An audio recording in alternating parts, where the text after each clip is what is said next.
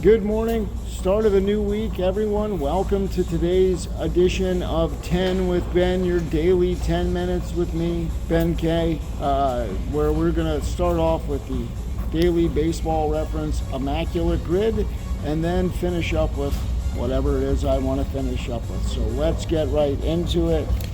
So you can see here in the upper corner we have today's baseball reference Immaculate Grid. Grid number 414 for Monday, May 20th, 2024. As you know, we've got 9 guesses to fill these 9 squares. You have to match the corresponding player to the intersecting squares on the grid. Cannot use the same player twice. At the end of this, there will be a rarity score, letting you know just how unique and rare your guesses are. Single digit rarity score, elite baseball knowledge, triple digit rarity score.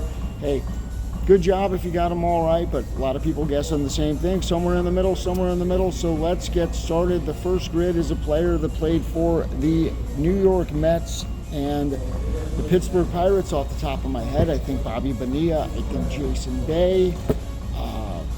We want to go for a low rarity score, so I'm going to go with former number 1 overall pick Chris Benson.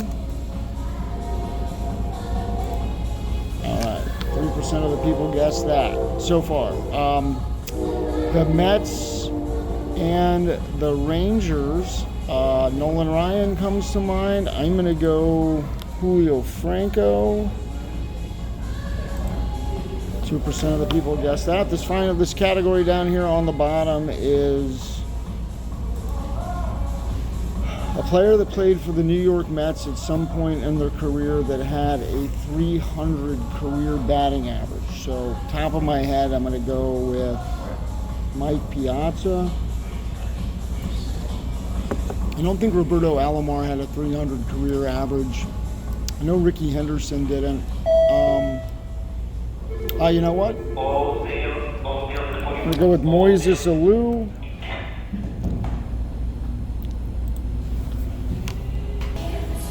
All right, so next we have Yankees and Pirates. Garrett Cole comes to mind off the top of my head. Think back to some of those Yankee dynasty teams from the 90s. Mike Pagliarulo was in the 80s. Did he play for the utility infielder Luis Soho? Right, was it the Pirates or the A's? Okay, we got that. We got it. Soho.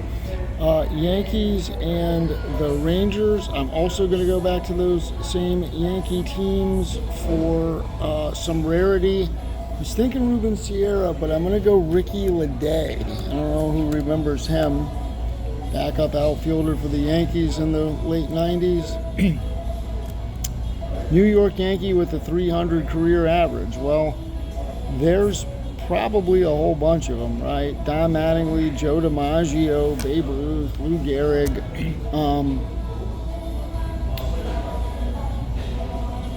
I'm going to go a little more recent. I'm going to go Robinson Cano. Yeah, all right. Okay. Player that played for the Pittsburgh Pirates that had 300 career homers. Barry Bonds, obviously. I don't know if Bonilla got to 300 homers. Willie Stargell, Dave Parker, Roberto Clemente.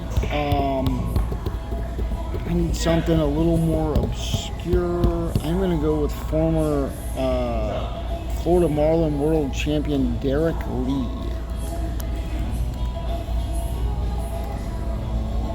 Am I spelling it right? No. I don't want to pick the wrong Derek Lee. There it is. 2 R's in Derek. All right. 300 homers in his career for the Rangers. So, I mean, you got a lot of them there, I would think, to choose from. Juan Gonzalez. Jose Canseco. Sammy Sosa. I'm going to go Harold Baines.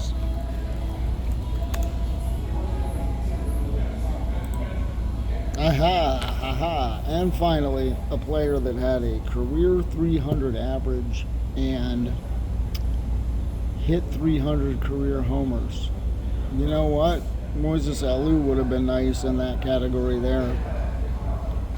Although I don't know if he hit 300 career homers. I think he did. All right, I'm going to go Mike Piazza here.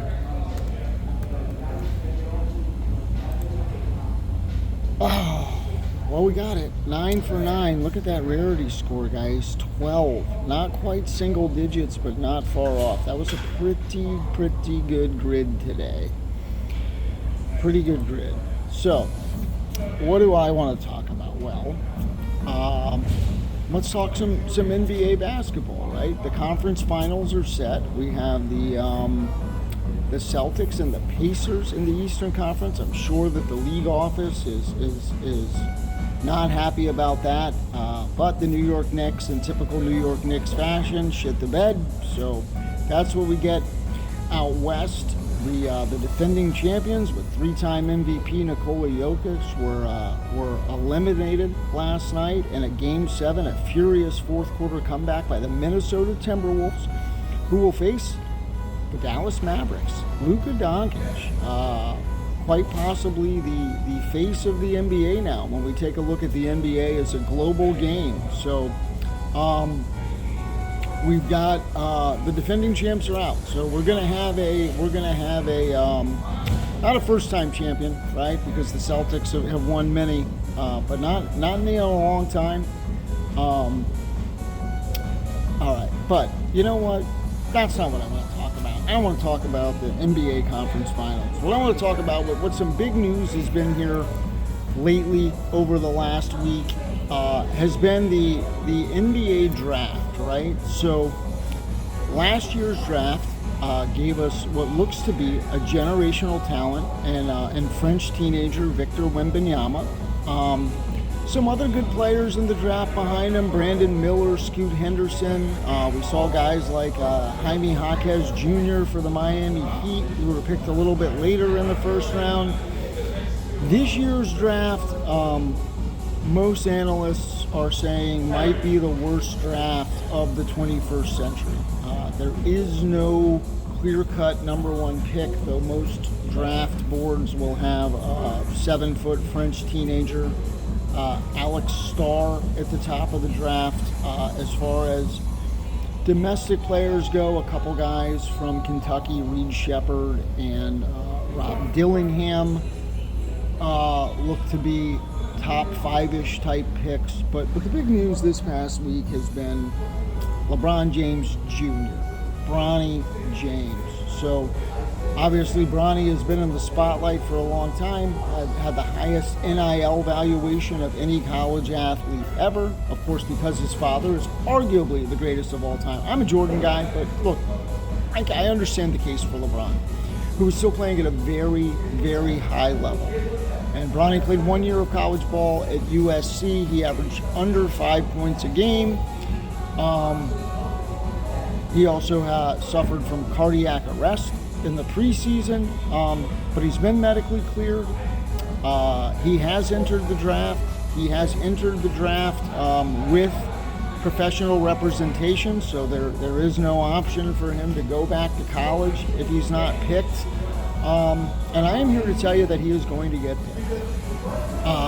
And he is going to likely get picked in the first round of the draft. Yeah, that's right.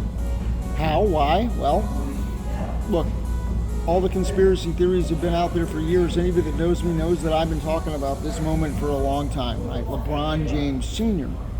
has set up his contract where he has an opt-out when the league starts, when the league off-season starts, which is about 2 weeks after the draft. He has an opt-out to become an unrestricted free agent. He has a dream to play on the same court with his son. So we start to do the Brian Windhorst thing, right? We start to connect the dots here. If a team who normally would not be able to add a player of LeBron James caliber in free agency, and when I say LeBron James caliber, this is a guy that's been in the league for 20 years, who's still averaging close to 30 a game. He's in fantastic shape. Look, are we at the end of his career and the back end of his prime? Absolutely, but he is still playing in a prime like nobody else in the league. So we take a look at a team that just got eliminated from the playoffs, the Oklahoma City Thunder, an established superstar with Shea Alexander, a good young team with the Jalen Williams and the Chet Holmgren and those guys. What were they missing to get over the hump to move forward to the conference finals? They were missing established veteran leadership with playoff experience. And who would be the one guy out there that would give them that? That's right, LeBron James.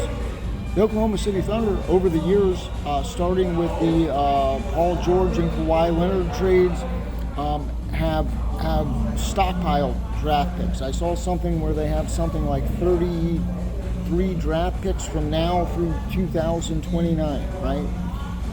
They've got a great young team that just was eliminated in the second round of the playoffs. So they can afford to burn a draft pick, right? And if that means burning one of those draft picks to take Bronny James, right, and find a spot for him on the end of their bench, right, as the 15th guy on the active roster so that they can bring in LeBron, sounds pretty awesome to me. We talked about last year's number 1 overall pick, Victor Wembanyama, plays for the Spurs, right? Victor Wembanyama is a superstar, but he doesn't have much help on that team. They've got some good young players that have been around for a little while. Devin Vassell, Keldon Johnson, Trey Jones, these kind of guys. You have LeBron James, who's always spoken very highly of Greg Popovich, who has coached him at Team USA, and all of a sudden the Spurs are, I would say, not just a playoff contender, but a championship contender. Then you have the Lakers. That's where the talk is at right now, right? Will the Lakers, they have like the 17th and the 55th pick in the draft, you know, where they use the 55th pick in the draft on Bronny to keep LeBron there and keep him happy? Absolutely. Would they use the 17th pick? Because let's face it, the Lakers are a team that beyond Bron and Anthony Davis, and they've done a nice job in finding guys like Austin Reeves, but they don't really have the cap space to add a guy. That draft pick, especially in the first round, could be important for them. So we'll see what happens. I'll tell you another one to look out for, and I'm going to wrap it up. Pat Riley, man, he's in his 80s, right? Pat Riley is his favorite thing to do is go whale hunting. But he hasn't had a whale in a while, right? Not since Jimmy Butler. And he's been rebuffed in his attempts to get guys like Kevin Durant, Bradley Beal. Sorry, I lost my train of thought there. A little interesting stuff going on here at the showroom. But listen, Pat Riley has been rebuffed in his attempts to land a whale. Really hasn't. I mean, if we consider Jimmy Butler a whale, look, he put together that big three of Wade, LeBron, and Bosh that won 2 championships in 4 years. He got burned by LeBron on his way out the door before. This is kind of his way, right? His cheat code, Pat Riley, to use the 15th pick in the draft. And look, the Heat have had some good finds in the middle of the first round, right? Bam Adebayo, Tyler Hero. Those are guys that are important to this team. So Jaime Jaquez Jr. That 15th pick is a valuable pick for an organization like the Miami Heat. But you're Pat Riley, man. There's only so many years left. Right? You want one more run at a championship. I don't think that you could talk LeBron to coming back to Miami, right? So how do you get him here?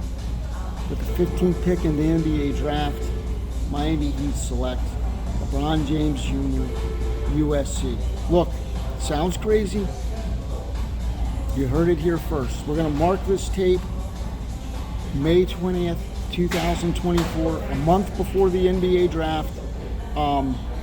Miami Heat, first round, 15 overall. LeBron James Jr. to bring LeBron James back to Miami, make one more run at a title. Guys, we went a little long today. This is more like 15 with Ben, but I appreciate you hanging in here and watching it. We'll see you tomorrow. Have a great day. Have a great week. 10 with Ben. Like, subscribe, share.